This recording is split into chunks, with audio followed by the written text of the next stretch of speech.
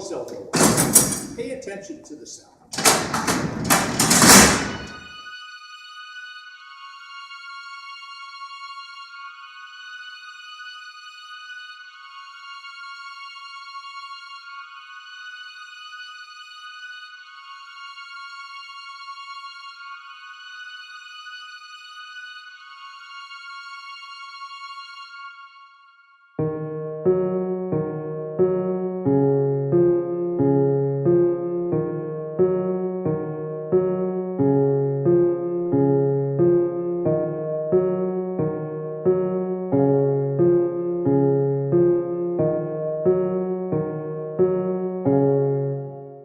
Hello, this your girl Diamond in the back, and I'm chilling with Tremaine Plumber, TP. We at Dreamers. We feeling good, feeling great. I have a lot of questions for you, Dad. So, my first question is, you were locked up. How long were you locked up? I was locked up for 15 years and 3 months. Okay. Got locked up in 1997. It was the era of crack era where they gave us unjust sentences for having nonviolent crimes.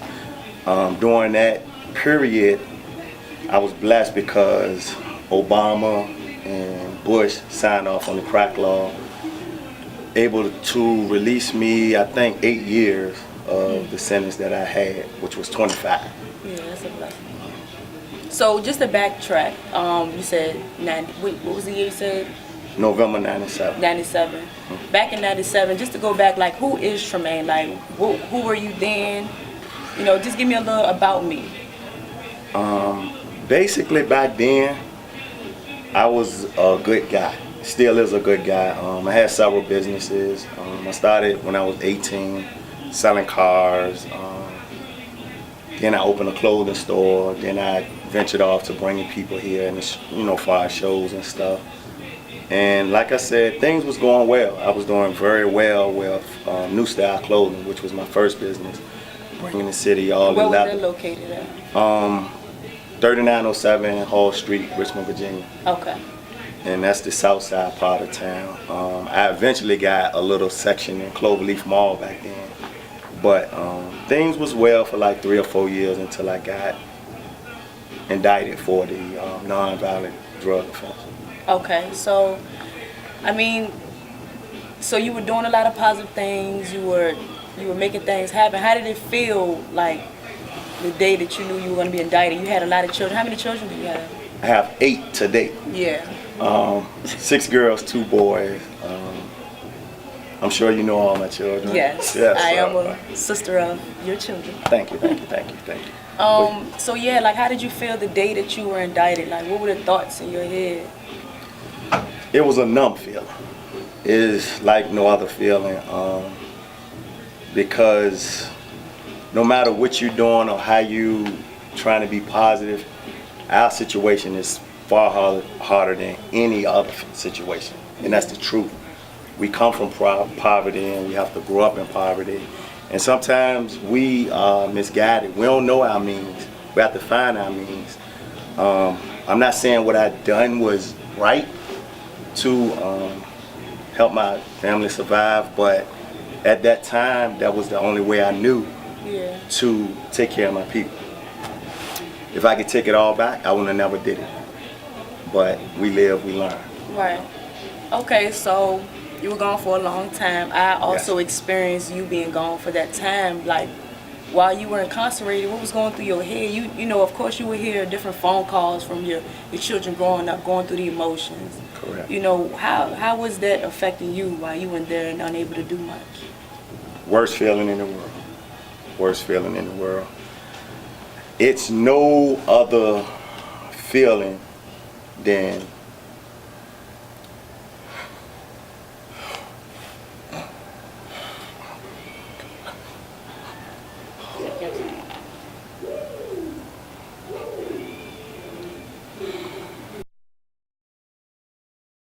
We out here in Regency. It's a little emotional, you know. 15 years of Tremaine's life is gone. I experienced it also. My sister Ainsley, she's also here. She experienced that, and the rest of our sisters and brothers. I mean, throughout it all, we just got to keep going. So, I'm gonna get back to the question. Alright. Like, how did you feel? How? All right. When you take the people you love from you, my children was my breath. That's what motivated me every morning. You know, to build something for them. When reality sunk in, and I was behind a wall where I can't talk to them, I can't hold them, I can't see them play, I can't do none of the things that I enjoy doing.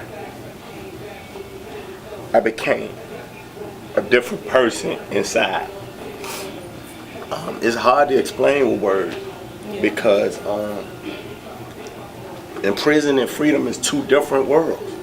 You know, most guys, they know it's nothing like your freedom. It don't matter how much money you got, because we can't spend that money in prison. But each day out here is priceless. You know, is the relationship perfect with me and my kids now? No, it's a building process. I love them, good and bad, but it's the worst feeling you can ever experience. For me, I'm speaking for myself. Well, like I said, we also experienced it. So it was tough for us also. But now that you're home, how would you speak as far as your relationship with your children? I know it's good and bad. You know, we had our little situation and everything too. Oh, I love it. I'm good. I'm good. You know, each day is a blessing. You know, being able to, if you don't do number text, you know, y'all the texting are. If I get a phone call now and then, I'm really happy.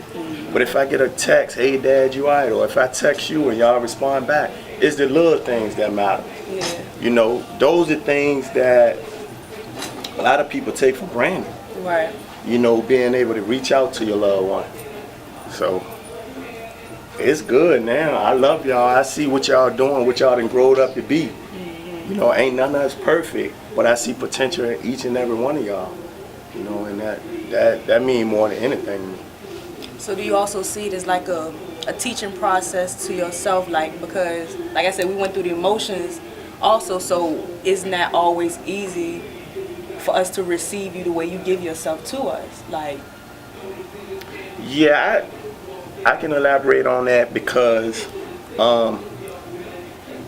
when I left, y'all was 4 or 5 years old babies. So a father's love is different from a grown-up, as far as a teenager, a young lady, a young man. And the struggles I had coming home after so long during the period where y'all growing up, it was kind of challenging because I didn't know how to be a father outside of, you know, when y'all was small. That's all I seen y'all as is small. So just building a relationship to see who y'all are as young adults is a process, and it still is a process. Did I nail it? No. Is it better? Yes. 5 years to date. I had to learn to not make my every desire be y'all every desire. Not be a bully about situation, just support what y'all do, you know? yeah. So, you know, it's a process, but I'm thankful for it. Yeah. Yeah. I'm thankful for it too. Happy to have you home, Dad. All right, and we back. This is Diamond in the Back, and we are here representing a Better Day Than Yesterday initiative program. We here at Dreamers. We're discussing incarceration and the relationships with daughters and fathers, just children and fathers, period. But now we're going to get into the children's side of the interview. So, Ainsley, my sister, I would like to know a little bit about you. Who is Ainsley? Ainsley is, I'm very carefree. I'm very free will. Like, I do whatever is positive. I just try to stay positive whatever I do. I hate arguments, any type of confrontation. You know, I love my family, you know, and I love money, of course. That's all of us. But to me, I feel like I'm just someone who wants to be a better person every day. Every day I try to be a better person, no matter what I'm doing. If it's in my work, if it's in my family, I just try to be a better person. That's what's up. That's what's up. And you can't do anything but respect that. And just to give a little history about me, my name is Diamond, Diamond Rogers. I love like entertainment, interviews, hosting, talking, let's talk about it, all of that. I was raised on tough love. Like that made me a lot of who I am. My mother, she tough. My stepdad, tough. Dealing with the fact that my father was gone while he was incarcerated for so long was tough. So all my life I was dealing with tough love. So 24, just follow my dreams. I love my family. I love to have a good time. Eat, make money. Like that's what I do. So all right, so we both experienced our father being gone for a long time. So I want to know, how did you feel as far as like the visits and the phone calls, having the distance but still like, this is my dad? Yeah. One thing about my dad is I never forgot him. He always made himself known, you know. Every birthday, every Christmas, every holiday, I'll get letters, phone calls, you know, even gifts. My dad would even make me, you know, like teddy bears that had my name on them, and they were so beautiful and they meant so much to me because he still thought about me, you know.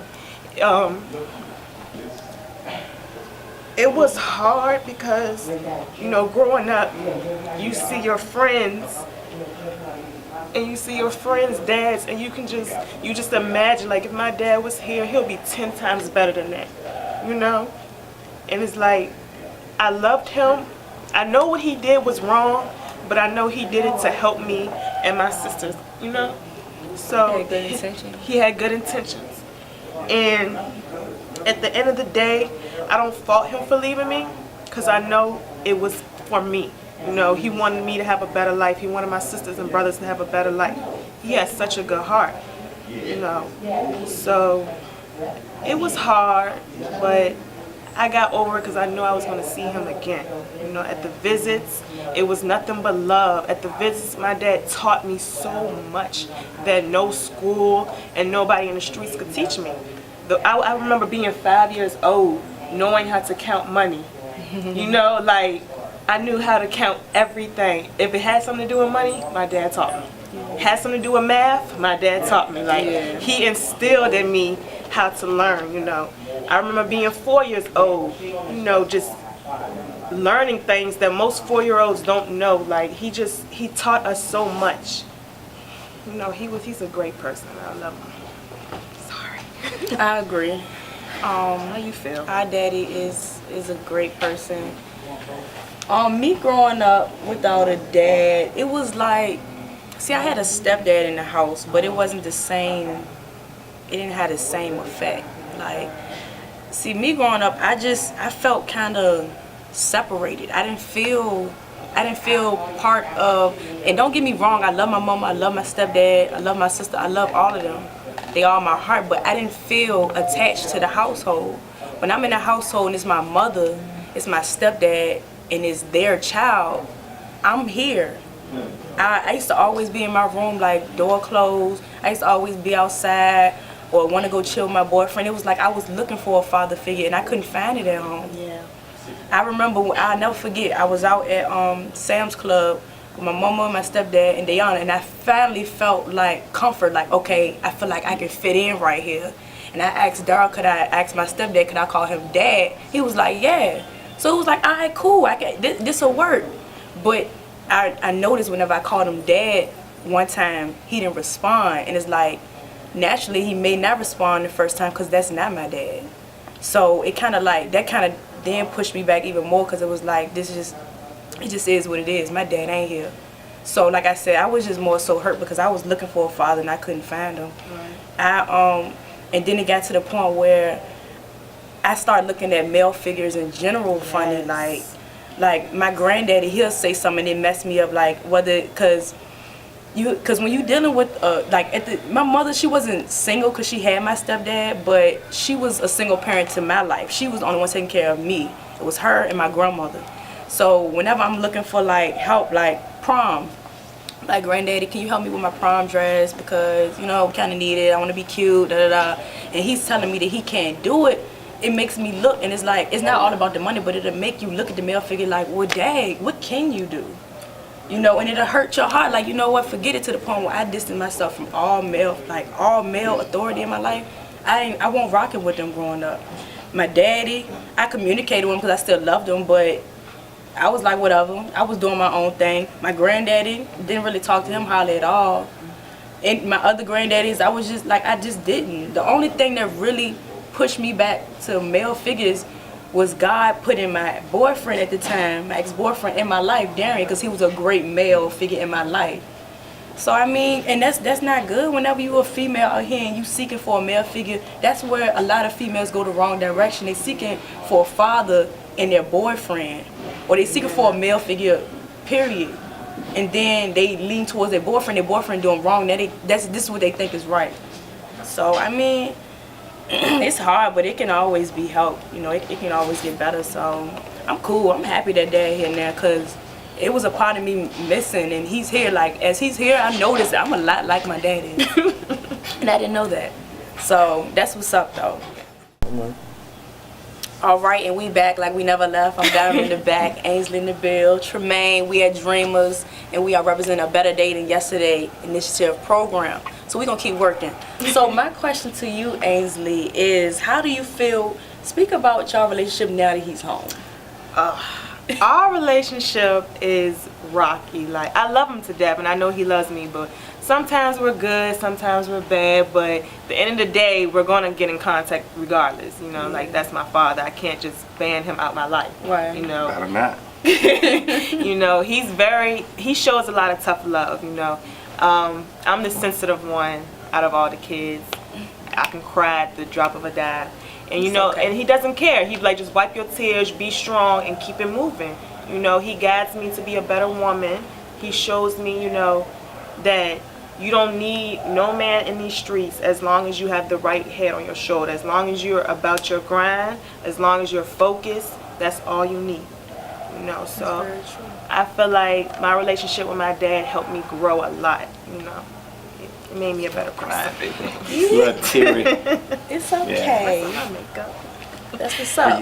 Yeah. So yeah, me speaking on our relationship, since he's been home, it hasn't been bad. It hasn't been. It's just been. It is what it is. Like I said, I grew up on tough love, so it was like, alright, whatever. He being tough, whatever. But at one point, it did piss me off. I was mad because it was like, Dad, no, you're not trying to understand me. And that's one thing. Like, he may not understand me. I may not understand him. We didn't have the same situations. Right. You was gone. You was in where you was at, and I was out here without you. It's called incarceration. Well, go ahead. You was incarcerated. Right. Yeah. And I was free. Correct. And we were separated. And I'm just saying to say that we had kind of like a shield between us. Like, it's just certain stuff at a certain point. It was like certain stuff I didn't really want to hear. It was like, all right, you with me or you against me? What's up? I need to know. We get to know each other. That's true. So that's just how I felt. And it's been overall a blessing. Like I said, it's challenging.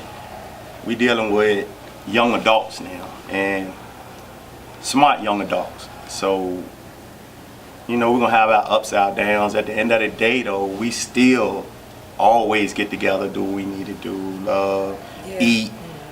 Haven't had a lot of time since I've been home. I make time, but they know I'm grinding. I got a purpose. You know, one day I want them to run 5 stores. So, you know, I think things getting better, will be better. And I speak that for all my children, even the ones that's not here. Some had to work, whether it's Tramika, Elijah in a situation, my son Cash, my son Lil Tremaine, my daughter Misha, and my baby girl Trey. Everybody have their own path. I support all of them and what they do. And that's basically it. Yeah. So, what do you feel is necessary to fix this issue out here? Oh, that's big. Because a lot of people deal with this every day. They shouldn't move our fathers so far away that we can't see them at all. Like, we were in Virginia and our dad was 5 hours away. It's not that long, but you know, for our moms, it was hard, you know, getting us there. You know, you want to see your dad every weekend at least. Right. It's too much. I think the system, they don't get a chance to elaborate or touch bases on like current whether we are really truly connected to our family still. I think it's convenient for the system, so say, to push us out because, like I said, it's convenient for them. At the end of the day, you need your family, whether you're incarcerated, whether you're out here, wherever you at. And I think it should be more programs to charter, you know, children to see their dad. The systems, you know, they say they want to do a lot of things, but it's the little things they can do. Put some money in some buses so these kids can see their parents and be happy. It'll be a better effect on a child coming out, not getting into the streets and doing little things if they can just come home with that smile. So, I mean, can I change everything? No. Would I be a part of it? Yes. But it takes more than me. It takes more than us. You know, it's just, I know it's ways that they can make the situation better. So. Okay. That's what's up. Well, I just want to say I love my dad. I love my daddy too. And we gonna stay a family, and we gonna stay together. And y'all need to understand that everybody's situation is different, but get to know the person before you ask them about your life, your father, your mother. Right. You know, it's very important to be connected with your family. That's all you have. Never know where you're gonna go, but it's very important that you hold it down while you're here. Hold it down. And just not touching on dads, you gotta understand there's a lot of women that's locked up that don't get to see their children. It's 2.5 million incarcerated people. That's a lot of people throughout the world. And imagine you being part of that statistics where you can't, you know, see or touch or hear or talk to your child. It takes a lot out of you. Yeah. It's easier said than done, but until you're in that situation, you wouldn't understand it. I was there with these guys, so trust me, I know 15 hard years, and it's rough. So, all right. Well, yeah, we out here, Dreamers. Y'all make sure y'all stay tuned for what we got coming soon. Dreamer Shoes and Coat, Regency Square Mall, The Store, Shirley's, Palais, biker jackets, in and everything, the hottest. Yeah. And we gonna stay a family. We gonna keep working. Shout out to a Better Day Than Yesterday initiative program. Woo! Please help that program.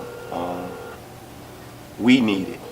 You know, we need it. We need something to keep the love in our family. That's right. It's hard enough out here. So if you can do anything to support this program or this movement, please do. Thank you.